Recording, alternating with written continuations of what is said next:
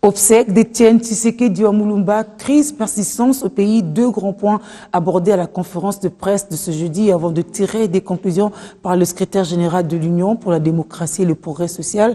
Kabunda Kabound a annoncé pour une date très proche le rapatriement du corps du sphinx de Limete par ses familles biologiques et politiques avant de passer l'appel aux Congolais sur des questions de l'heure. Suivez.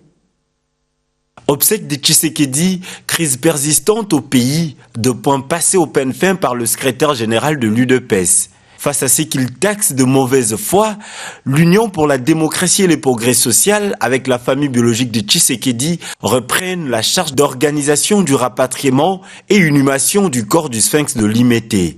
L'UDPS et la famille biologique annoncent solennellement qu'elles prennent acte du désistement de l'État congolais dans l'organisation des dites obsèques.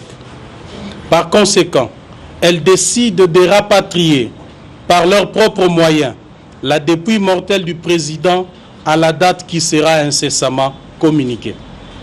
Cependant, l'UDPS et la famille biologique s'engagent à respecter le compromis trouvé avec l'État congolais sur le palais du peuple comme lieu de l'exposition du corps du président et sur la concession familiale située dans la commune d'Ensélé comme lieu de son inhumation. À la crise persistante au pays, l'UDPS conclut par un appel à plusieurs niveaux. De se mobiliser comme un seul homme et de se tenir prêt pour des actions qui seront décrétées à l'issue des travaux du prochain conclave du Rassemblement, conformément à l'article 64 de la Constitution.